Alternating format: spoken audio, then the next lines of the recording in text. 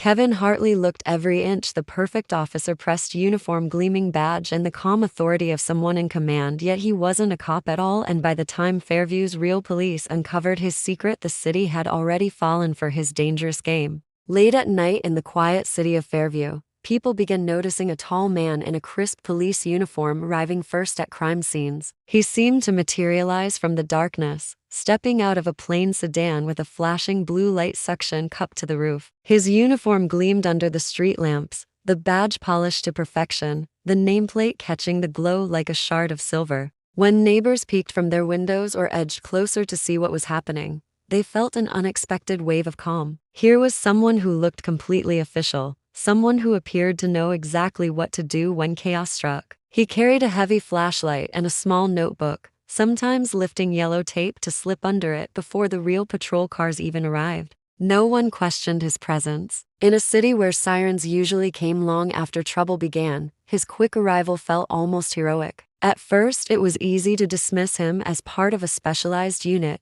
maybe an undercover investigator called in for emergencies. Victims of break-ins and bystanders at car accidents whispered that he was faster than the rest, a silent protector who seemed to anticipate danger before it unfolded. He worked with quiet efficiency, studying the ground, making notes, and nodding at anyone who tried to speak to him. Even seasoned witnesses found themselves stepping back, convinced he was in charge. When real officers finally appeared, the stranger was often gone, leaving only the faint echo of his boots on the pavement and the odd certainty that they had been helped. What unsettled a few sharp-eyed residents was the way he always vanished. There was never the rumble of a departing squad car, never the radio crackle of dispatch calling his name. People who thought to look for a badge number couldn't recall it later, as if their minds refused to hold the detail. Street cameras captured a blur of motion and a flash of reflective fabric, nothing more. Within weeks, his appearances became a quiet legend told across kitchen tables and in the aisles of late-night grocery stores. Parents warned their teenagers not to linger near emergencies, yet they spoke of the phantom officer with a mix of admiration and unease. In a place that prized order, a man who wore authority like a second skin had earned their trust without a single question asked. No one knew that behind the polished shoes and steady gaze was not a sworn protector, but a stranger driven by reasons no one yet imagined, a man building a reputation from shadows while the city slept. Over the next several weeks, the mysterious figure became almost a fixture in Fairview's late-night news. Each incident followed the same unsettling rhythm. A call for help would go out: a burglary in a quiet cul-de-sac, a minor car crash on a deserted highway, a small warehouse fire, and before the first official cruiser arrived, the stranger was already there. He walked the perimeter with deliberate steps, studying tire tracks and broken windows as if cataloging every clue. Witnesses remembered his gloved hands lifting objects with surprising care, always placing them back exactly as he'd found them. At first glance, it looked like professionalism, but detectives who later examined those scenes noticed small irregularities: a piece of tape lifted and replaced slightly off-center, a door left unlatched though it had been closed, evidence markers subtly shifted. Nothing big enough to ruin an investigation, yet enough to make officers uneasy. Residents began swapping stories about him in coffee shops and online forums. Some claimed he appeared even before sirens were heard, as if he had a private signal no one else could access. Others insisted he blended into the night so well that you only noticed him when he wanted you to. People called him the Phantom Cop, a nickname that spread faster than any official statement. Parents who once felt comforted by his sudden presence now kept their children away from accident sites, afraid of the unknown. Still, no one could explain how he knew where to go or why he always arrived first. Inside the police department, quiet tension grew. Patrol officers compared notes and found the same odd details at unrelated crime scenes. Surveillance footage offered only frustration: a tall figure caught in the corner of a frame, the brim of his cap angled to hide his face, a blur of dark fabric sliding past a camera lens. Even when officers increased their response speed, the stranger managed to slip in ahead of them, like he was following a map no one else possessed. Detectives started to wonder whether he was connected to the crimes themselves, perhaps tipping them off or manipulating the evidence. What unnerved investigators most was the sense of deliberate planning. The man wasn't making mistakes. He was careful, methodical, and always gone before questions could be asked. Each appearance deepened the mystery and chipped away at the city's confidence in its own protectors. Fairview's citizens, once reassured by the gleam of a badge, now scanned every uniform twice, wondering if the person behind it was truly sworn to serve or merely playing an elaborate, dangerous game that no one yet understood. Detectives finally caught a break on a rainy Thursday evening when a small convenience store provided a clearer clue than any crime scene had so far.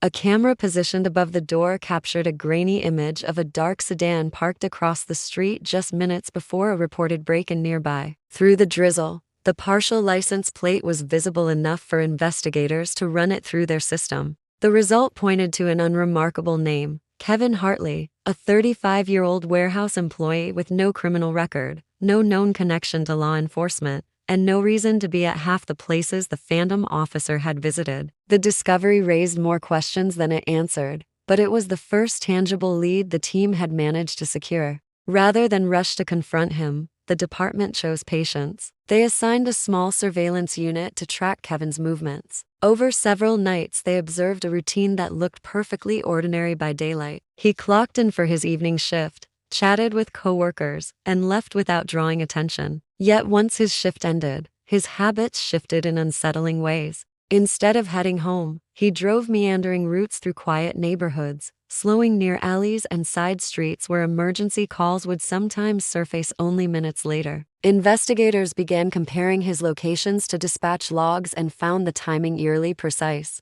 One night, a pair of plainclothes officers followed at a discreet distance as Kevin exited the warehouse and merged onto the freeway. He took a series of exits that seemed random until an alert came over the radio about a domestic disturbance 3 miles from his current position. Without hesitation, he veered onto the correct road, as if guided by an unseen signal. He parked just out of sight, engine idling, watching the house from a darkened corner until the first patrol unit arrived. Then he slipped away, his car blending back into traffic like nothing had happened. Back at headquarters, detectives pieced together a pattern of movements that could no longer be dismissed as coincidence. Kevin's late-night drives aligned with incident reports across the city. The man who appeared so ordinary in daylight was stalking emergencies after dark with near-surgical accuracy. Each revelation tightened the net around him, but the motive remained hidden. Why would someone with no history of crime, no thirst for profit, and no obvious grudge dedicate his nights to impersonating an officer?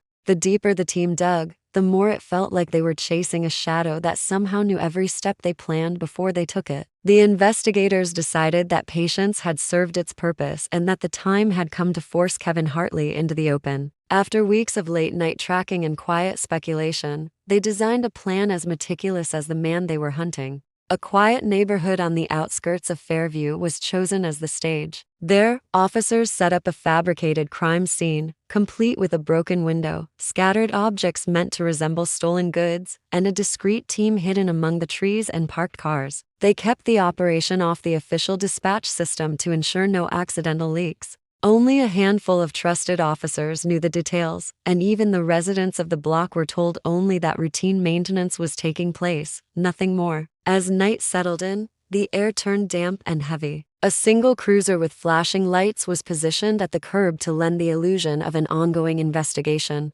Hours passed with nothing but the occasional rustle of leaves and the soft hum of radios. Just as doubt began to creep into the waiting officers' minds, a familiar dark sedan slowed at the end of the street. It paused as though the driver was assessing the scene, then rolled forward until it stopped near the false perimeter tape. The door opened, and Kevin stepped out, wearing a perfectly pressed police uniform, a radio clipped to his belt, and a clipboard in hand. His movements were calm and deliberate, the same quiet confidence witnesses had described for weeks. He approached the house with the easy stride of someone who belonged there, scanning the area for details, eyes reflecting the red and blue glow of the single cruiser. Before he could cross the threshold, shadows detached from the dark and surrounded him. Officers emerged from behind parked cars and hedges, weapons drawn, but voices low and firm. Kevin froze, the calm mask slipping for the first time. He raised his hands slowly, a flicker of disbelief passing over his face, as if he couldn't fathom that the game had ended. A quick search of his vehicle revealed the depth of his preparation. A collection of counterfeit badges, a stolen police radio tuned to active frequencies, and a meticulously organized kit containing gloves, evidence markers, and a flashlight identical to those issued by the department. Every piece was spotless and ready for use. The trap had worked exactly as planned, catching the man who had turned deception into an art, and proving that his presence at countless emergencies had been no accident, but a calculated performance designed to fool an entire city. When questioned after his arrest, Kevin Hartley offered no immediate explanation. For hours he sat in the small, windowless interview room, hands folded neatly on the table, eyes fixed on the wall as if still cataloging invisible clues. Investigators sifted through the contents of his apartment while he remained silent. They found uniforms hanging in perfect order, each one carefully pressed and labeled. Drawers held polished badges, some counterfeit and others stolen from unsuspecting officers. A bookshelf contained manuals on police procedures, dispatch codes, and crime scene management, all marked with sticky notes and handwritten highlights. It was as if he had built a private academy in his living space, a classroom where he was both student and instructor. Eventually, Kevin began to speak, his voice steady and unnervingly calm. He explained that he had admired law enforcement since childhood, but had never pursued the career because he doubted he could meet the physical and academic requirements. Instead, he spent years studying from a distance, memorizing patrol patterns, listening to police scanners, and practicing every small movement until he could mimic it without thinking. What began as quiet fascination grew into something he described as a need. He craved the authority of the badge, the attention it drew, and the sense of power that came from arriving first and being treated as the person in charge. He insisted he never intended to harm anyone or steal evidence. He simply wanted to feel essential, to step into emergencies and be the figure others trusted. The court saw his actions differently. Prosecutors argued that his nightly intrusions risked contaminating evidence, delayed genuine investigations, and sowed fear in a community that relied on its real officers. During the trial, witnesses described the confusion and unease he left behind, how they struggled to separate their memories of genuine police from the man who had only played the part. Kevin listened without visible emotion, offering no defense beyond his quiet admission of obsession. The verdict came swiftly: guilty of impersonating a police officer and obstructing multiple investigations. He was sentenced to a term in state prison and barred from any future work connected to law enforcement. Fairview's residents were left unsettled, realizing how easily appearances could deceive. A neatly pressed uniform and a confident stride had been enough to win their trust, turning their instinct for safety into a dangerous vulnerability. Long after Kevin was taken away, the memory of the phantom officer lingered, a reminder that sometimes the most convincing protector can be the person no one truly knows.